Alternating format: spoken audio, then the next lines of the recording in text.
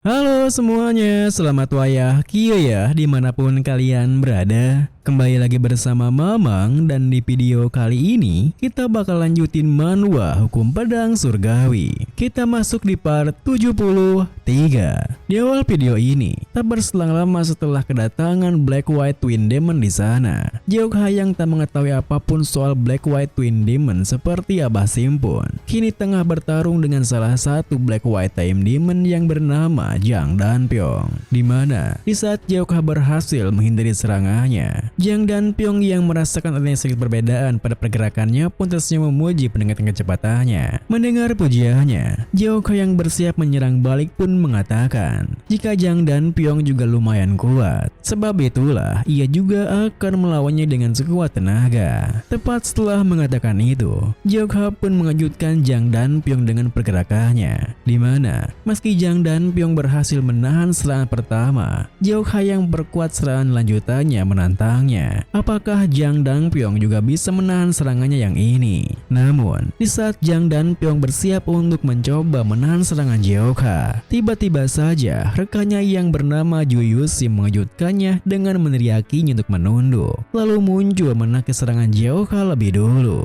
Tentu saja, Jeokha yang tak menduga jika Ju Yusim akan ikut campur pun melompat mundur dengan menelicakkan lidahnya. Bahkan, Jang Danpyeong sendiri yang begitu kesal karena Ju Yusim menginterupsi pertarungannya pun langsung saja menggerdik rekannya. Kenapa Ju Yusim menjilat lidahnya sendiri yang awalnya bilang tak akan ikut campur? Terlebih, sudah lama ia tak melawan musuh yang terlayak seperti sekarang ini. Dengan wajah seriusnya, Ju Yusim pun menjelaskan jika sepertinya faktor umur membuat Jang Danpyeong jadi lele hingga tak bisa menilai lawannya lagi. Karena dari pandangannya, si kepala penjaga muda itu menahan diri dan membiarkan Jang Danpyeong menyerangnya. Tentu saja, apa yang dikatakan Ju Yusim terasa konyol bagi Jang Danpyeong yang merupakan seorang Black White Twin Demon. Meskipun begitu, Ju Yusim memberitahunya itulah sebabnya ia ikut campur. Karena kalau pemuda itu mampu bertahan melawannya, mereka harus mengasumsikan kalau pemuda itu selepel dengan 10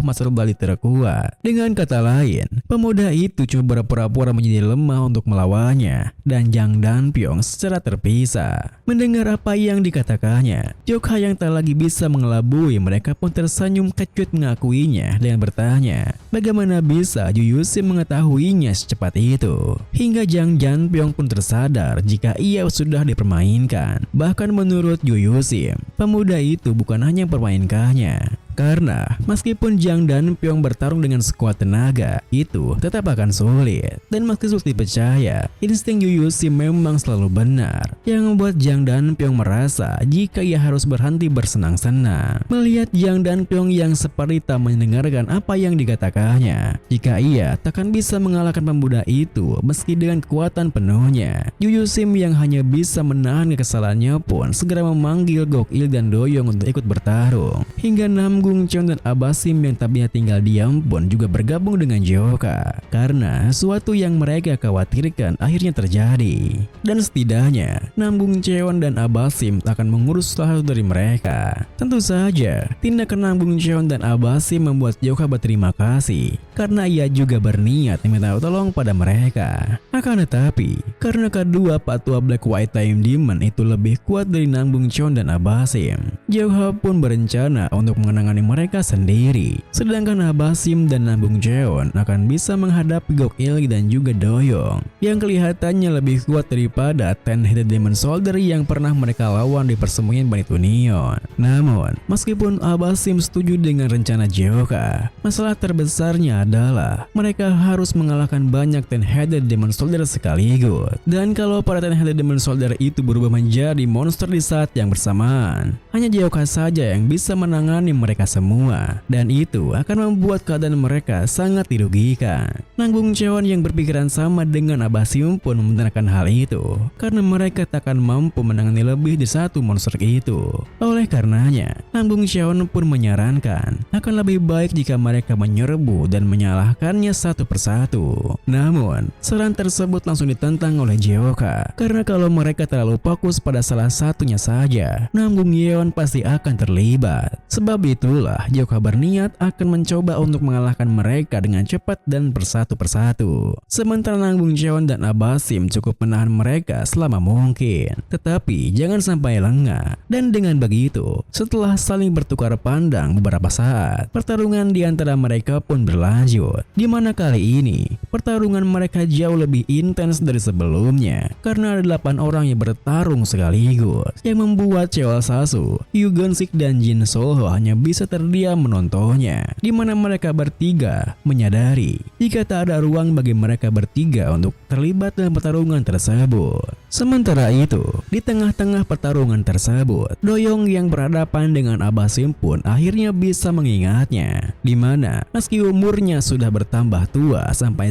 Doyoung hampir tak bisa mengenalinya. Abasim pernah menantangnya dahulu, tapi malah dihajar sampai babak belur. Dan sekarang, Doyoung sedang mengerahkan semua kekuatannya, sedangkan Abasim menerima semua yang Doyoung lemparkan padanya. Meskipun Doyoung mengakui jika Abasim sudah banyak berkembang sejak waktu itu, tetapi itu masih belum cukup untuk bisa menghadapinya. Tentu saja, Abasim yang dipojokkan seperti itu mulai merasa kesal, karena Doyoung ini bukanlah orang yang bisa diremehkan. Terlebih, Abasim mengira jika Doyoung akan mudah ditangani olehnya yang sekarang. Tapi ternyata Doyoung adalah salah satu dari yang terkuat dari Ten-Headed Demon Soldier. Sementara itu, Gok Il-gi yang berhadapan dengan Nangbung Cheon nampaknya merasa kesal, karena Nangbung Cheon berusaha mengulur waktu dengan terus-menerus lari darinya. Meskipun begitu, Nangbung Cheon tak hanya sekedar berusaha mengulur waktu saja, tetapi ia juga memperhatikan kekuatan Gok Il-gi yang menjadi lawannya. Karena bahkan dirinya yang merupakan penerus klan Nangbung sekalipun, yang dipuji sebagai ahli bela diri, tak bisa menganggap remeh Gok Il-gi. Dan kenyataannya, ada puluhan atau ratusan orang lagi yang seperti Gok Il-gi di kultus Seomyung. Oleh karena itu, Nangbung Cheon pun memutuskan jika sepertinya ia harus mengerahkan semua kekuatannya, dan selagi ia tak menghabisinya, seharusnya tak akan ada masalah. Seketika itu juga, Gok Il-gi pun dikejutkan ketika merasakan perbedaan energi milik Nangbung Cheon. Terlebih, dalam sekejap mata, Nangbung Cheon langsung menyerangnya menggunakan teknik klan Nangbung, Yin Yang Punishing Step, yang mampu memotong lengan kirinya hingga Gok Il-gi berteriak keras. Tentu saja, teriakannya itu langsung menarik perhatian Ju Yusim, di mana ia tak menyangka jika kelompoknya akan kehilangan keunggulannya. Terlebih, teknik kaki yang bosan dilihatnya, meskipun samar-samar, Ju Yusim yakin itu pasti adalah teknik klan Nangbung, yang tentu membuatnya penasaran kenapa sekte ortodoks bisa bersama dengan seorang Bandit Union. Sayangnya, belum sempat rasa penasaran itu terjawab. Jang Dan Pyong meneriakkan namanya. Apa Ju Yusim sudah gila sampai mengalihkan pandangannya begitu? Akan tetapi, meski seketika itu juga Ju Yusim tersadar akan kesalahannya. Semuanya sudah terlambat, karena serangan Jeokha telah lebih dulu datang dan melukai mereka berdua sekaligus. Tentu saja, hal itu membuat Ju Yusim mengumpat mengatai Jeokha bajingan monster, karena bahkan dengan semua serangan kombinasi mereka, Jeokha sama sekali masih belum kelelahan. Hingga Jeokha yang mengakui kemampuannya pun mengatakan, tetap saja pertarungannya tidaklah mudah.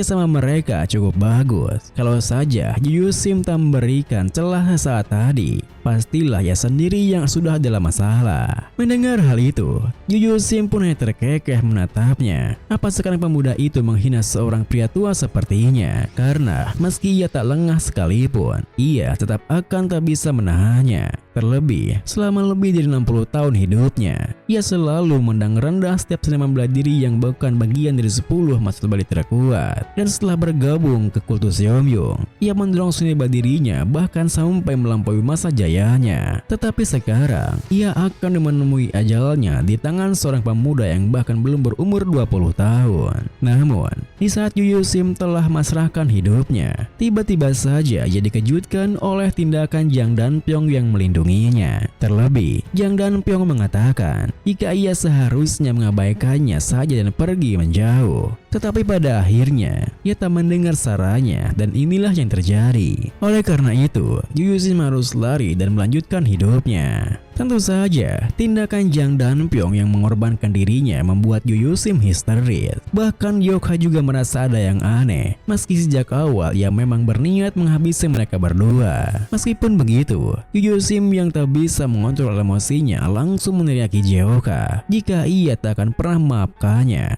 Meskipun ia harus mati, ia pasti akan mengalahkannya dan membalaskan dendamnya. Mendengar hal itu, Yoka pun menghela napasnya karena tak bisa dipercaya Yu Sim mengatakan sesuatu yang seperti itu setelah mereka menghabisi semua orang tak berdosa atas nama kultus Yeomyung. Bahkan sekarang malah bertingkah seolah nyawa seorang itu penting. Tentu saja, Yoka akan dengan senang hati melihat apa yang akan terjadi nanti. Akan jadi seperti apa teman tersayangnya itu, dan takdir seperti apa yang akan menanti setelah Yu Sim memilih kekuatan kultus Yeomyung seperti ini. Tepat setelah Yoka mengatakan itu, bersamaan dengan Yu Sim yang kebingungan dengan apa yang akan dimaksudkannya, tiba-tiba saja tubuh Jang dan Pyong mulai menunjukkan reaksi aneh. Namun, Yoka harus mengalihkan perhatiannya dari tubuh Jang dan Pyong, di mana Abah Sim meminta pertolongannya dengan wajah yang sangat panik karena Doyong lebih kuat dari yang ia duga, sampai mengira ia akan benar-benar kehilangan kepalanya. Oleh karena itu, Abah Sim pun tak punya pilihan lain dan terpaksa menghabisinya hingga berubah menjadi monster. Video ini pun diakhiri dengan, tentu saja, apa yang dilakukan Abah Sim membuat Yoka merasa kesal sampai mengatakan jika Abah Sim akan segera mati setelah ini, karena saat ini